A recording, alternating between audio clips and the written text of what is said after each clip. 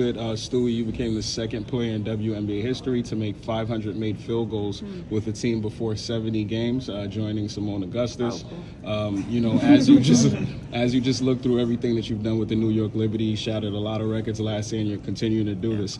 Like, what's your mindset and what's your thought process? You know, when you sit back and just look at everything you've done thus far. Yeah, I mean, I'm obviously like over the moon being here in New York and really representing the Liberty. I think that the records are cool. They'll be cooler once I'm done, but I'm not aging out. But I think that, you know, really credit to my teammates for helping me be in the position to have the success. But also you have to look at all these records and realize, you know, we're playing way more games. So there needs to be some kind of asterisk because the season wasn't 40 games like it was before. Yeah, I mean, I hope that it gets us kind of locked back in. I think that, you know, it was a little bit frustrating game because last one of our 3-game roads our homestand, and now we go on the road. And it was a little bit of controllables. You know, you have to give credit to Connecticut for making our game a little bit ugly, but it seemed like the ball was getting stuck. We weren't moving both sides. You know, sometimes things aren't going to go your way. Sometimes, you know, you're going to lose games, but what are we going to do to control the next thing and the next day and the next game? And having that mindset and mentality to, like, embrace the hard.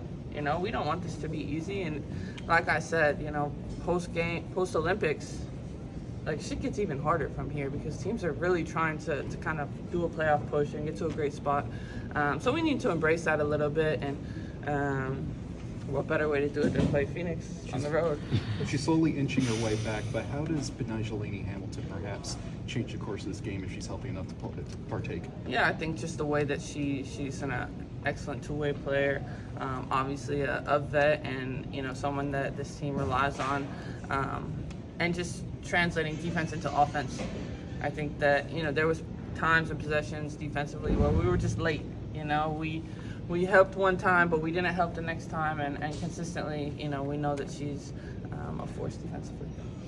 Stewie, Sabrina made a promise post-game that you all weren't going to lose like this again.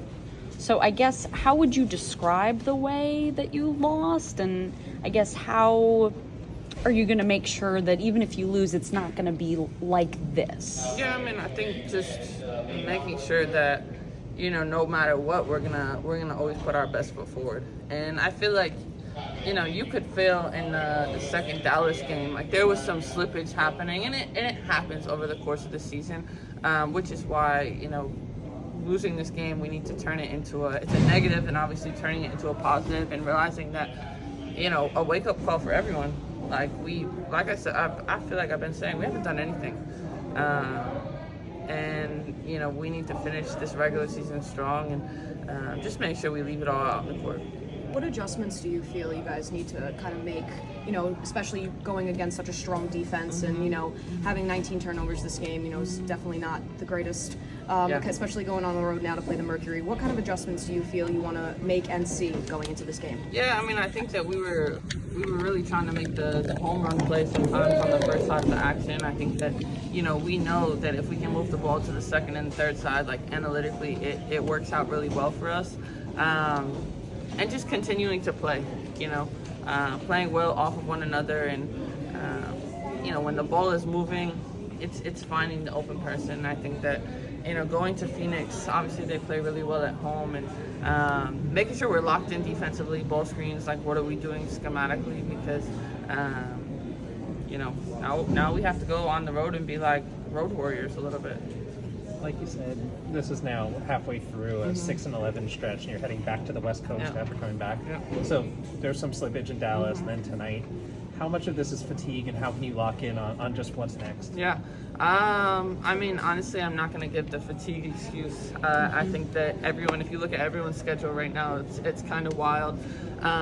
We had an opportunity to be home and sleep in our own beds, so this is the WNBA, and you guys know, like, the turnarounds are quick because you're here too. Yeah. But we need to kind of lean and rely on one another, and that means making sure that everyone's kind of resting and recovering and getting ready to go, because it's only going to be harder, throughout these next 3.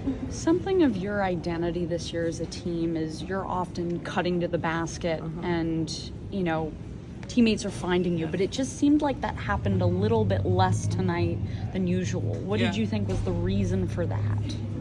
Like us getting cuts to the basket, or me specifically? I mean, both. Yeah. I mean, everyone sort of feeds off of it when you guys are playing at your best. Yeah, I mean, I think that, Connecticut did a great job controlling the tempo, and that's really what they want to do. There was a stretch where it was like we were just settling for threes. It was probably 5 possessions where we shot a 3 every single time down the court, and that's the moment where we have to have like the maturity to be like, all right, we need a good play where we can get downhill, and even if we get into the paint and get a paint touch and then a 3, it's a little bit different than just a 3.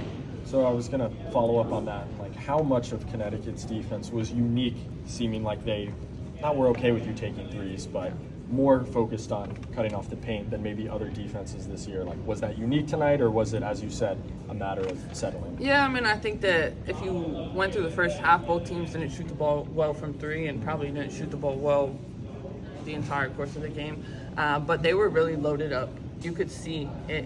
They were packing the paint and forcing us to make an outside shot. And, when we played at home the last time, we were hitting those 3s. But when we played at their home the last time, we were getting downhill. And making sure that we can win in different ways. And tonight, we obviously kind of settled. A few more shots. So you spoke about wake-up call and things of that nature. Tonight, them scoring 48 points in the paint. Does this game possibly become personal? And just you guys, you're going to try and make sure moving forward it doesn't happen again. I mean, I don't think it's like gonna become personal. I think that now we finished the series with Connecticut 3-1, and first and foremost, like, happy we have won that series, because if it does come down to a tiebreaker, we know that we had the head-to-head.